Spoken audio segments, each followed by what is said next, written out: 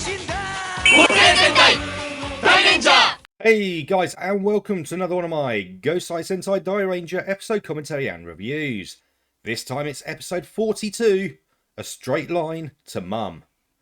And remember, if you do enjoy what you see, please remember to like and subscribe, and leave a comment down below. It just means a lot on a small channel like this. But let's get into the episode. The episode opens with Rin on her balcony wondering where Ku is.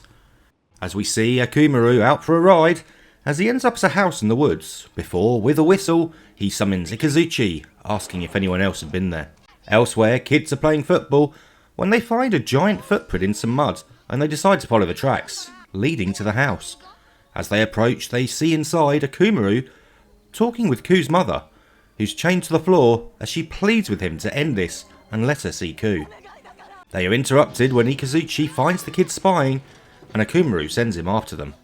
The fleeing kids run into Rin and get her attention when they say they heard something about Ku becoming Gorma. But just then they're attacked, and as she's thrown, Rin transforms and fights the Gorma, calling for the others to help as the Copatros attack. Arriving on their bikes, the others join the fight, with Rin running into the woods. She finds Ku's mum, but is unable to reach her as she's attacked by more Copatros.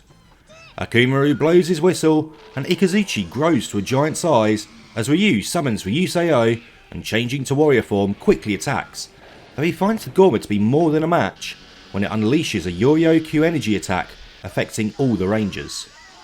Elsewhere, a sleeping Ku wakes up and transforms into Kiba Ranger, as out in space, Daijin Ryu senses the energy attack and heads for Earth. As the battle continues between Ryusei and Ikazuchi, one tiger shows up with Kiba Ranger attacking Ryusei. As below, Akumaru makes off with Ku's mother, but not before she throws her ring to Rin. As above, the skies darken from the arrival of Daijin Ryu, as Ikazuchi fades away, as the two mecha explode, and Daijin Ryu lands. Ku staggers back into his cave before collapsing on a rock, asking for his mother before passing out. Elsewhere, the Rangers join Master Kaku on a rooftop, who says Daijin Ryu has returned because the Gorma broke the treaty, as Byaku Shinken says it was likely the monster's Yuryoku power that summoned Ku, as Kaku says it's more proof that Ku's birthday is coming. As Ryu notices the ring Rin is holding, and they wonder what they should do with it. Elsewhere, Shadam is telling Akumaru to kill Ku's mother to prevent any chance of the two meeting, but Akumaru refuses, saying he wants to show Ku to his mother and see her tears before he walks away. As the other two fret about the situation, Shadam says he will kill Ku's mother himself and Akumaru if he gets in the way. In Gorma Palace, Gorma 15 is knitting Akumaru a sweater as Shadam appears behind him. Back home, Rin is wondering why Ku's mum gave her the ring, before realising something about what she said before calling the others. Getting the others to use their jewels, the ring reacts and flies off, followed by the Rangers. Elsewhere, the Triumvirate tell Akumaru that Ku's mum is to be killed, but rejecting them, he calls Ikazuchi to stop them. As Gaara and Zydos take it on, Shadam heads for Ku's mother. But, shocked when he sees her chained up, he asks what the meaning of this is, as Akumaru comes in, shouting at his father, which only shocks Ku's mother, as Akumaru demands to know what's going on, as the ring flies to her hand, and the Rangers arrive. Shadam attacks, but the Rangers transform, fighting off Copatros, before Akumaru summons Ikazuchi again, as Ryu summons Ryusei in warrior form. The two fight, but the Gorma's Yoryoku attack angers Daijin Ryu, as the skies darken, and in the cave, Ku is awakened as the episode ends. Okay, so for being missing, like, no one knows anything about where he is or anything, since the episode 38, end of episode 38, so 39, 45, like at least 3 episodes, no sign of him. Ku is back, and he's getting a 3-parter to tie up his storyline, which I think is great. I mean, I can't remember quite what happens, so I'm looking forward to this 3-parter, but it's this episode, next one, the one after, are all tied into tying up his 10th birthday, will he become Gorma or not storyline. Another thing that's reappeared is Daijin Ryu. that's back as well. Although, other than making a few things explode, and if I can find the clip setting a guy on fire, I mean, this is meant to be a kids show, right?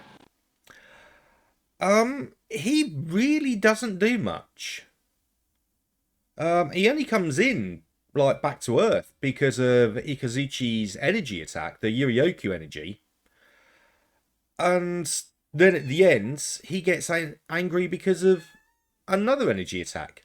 And I think my cat wants to be let out. Speaking of that energy attack, the sheer amount of Gorma energy or Yurioku energy is actually what wakes Ku up from his sleep in this mystery cave where he's been snoozing away. So his birthday must be getting really close if he's being affected by the Gorma energy so strongly.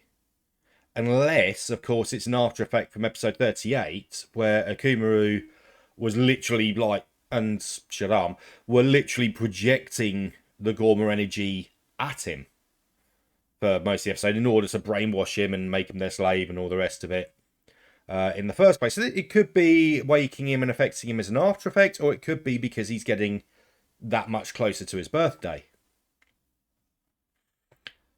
Also, Shaddam seems very surprised to see Ku's mum, who's also very surprised to see him.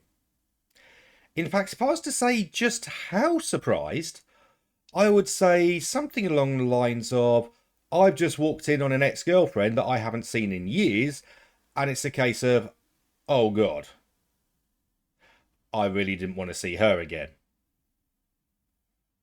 And she probably wouldn't want to see me. Either way, you know, it really does seem like there's some serious history going on between the pair of them. And of course, she reacts even more strongly when Akumaru comes in and goes, Father, what are you doing? Or like, you know, whatever he said to, you know, why haven't you killed her? Or like, you know, what are you doing? And she's just like, what? And he's like, yeah, that's my son. And it's like, ooh, is that, you know, are they exes, you know? Oh yeah, you know, we might have been together, but I found someone else because I got a kid now. You know, is it that sort of thing? And of course, you know, we're not told, and neither's Akumaru. So, next episode maybe? Episode after? So, yeah, this is definitely setting things up as, like I said earlier, a three-parter. However, if we come to Mighty Morphin Power Rangers, we have a couple of different bits. Because we have Season 2, Episodes 27 and 28, The Power Transfer, which has the Red Dragon Thunderzord versus Silverhorns. Yes, Ikazuchi gets a new name. Silverhorns. I wonder if it's because he's a blue monster. It's because he's got silver horns. You gotta love the Power Rangers, like, naming thing. I mean, Guy. I love that one. And I always know which one they're on about. Dora Cersei? Yeah, which one was Dora Cersei? Dora Cersei. Pudgy Pig! Instant recognizing. You know, some of them, I mean, they were cheesy as anything. But you always, as a Power Rangers fan, you always knew some of these. I mean, I think it might have been some called like Wallface or Tatsy Guy or whatever. I'm trying to remember what that turtle with the traffic lights was called. Unless it was literally Traffic Light Turtle. I can't remember that one. But things like Eye Guy, it's a guy covered in eyeballs. Perfect. Silverhorns. Oh, is that monster that had all the silver horns? You don't need anything better. It's what Power Rangers did best, other than cheese. But Power Rangers just, yeah. Obvious names. Gotta love it. And new footage was filmed for the ground level fights, where the Rangers come in and Silverhorns is there and he like threatens the Rangers, and the Rangers fight the putties. They fight the putties. They had the suit. They had the goddamn suit again. Just like with General Cactus. Were in the Wild West Rangers one. They had the suit. And the Rangers still only fought the putties. The more I go through these, the more I just want to cry. Because I'm seeing that they filmed new footage and the Power Rangers never fight them.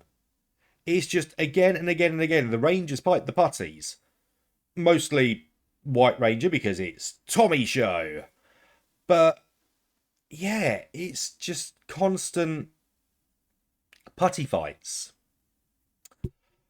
The giant fight, once Lord Zed makes his monster grow with the growth bomb, which, you know, that bomb design was taken from Dairanger, is all reused footage. So, with the Red Dragon fighting Silverhorns, however, more footage has been taken from elsewhere. Because we see the Thunderzords, Tor, the Thunder Assault Team, and Tigerzord. So they're all involved in it when, so far as we've seen, only Ryuseo fights Ikazuchi or Silverhorns. But that's not all. Because they had the costume, they reused it. They changed the colour of it. And they renamed it Repellator. And it was actually for another 3-parter. Obviously, I believe that was probably all original footage if they recoloured the costume. But it was for Mighty Morphin Power Rangers Season 3, Episodes 1, 2, and 3. A Friend in Need. Which also features the costume from Kamen Rider Black RX, which was the 9th installment of Kamen Rider series. And one that I kind of like to watch, at least watch a few episodes of, because I know that suit. Because not long after, because those 3 episodes were basically a backdoor pilot, introducing the premise of Masked Rider.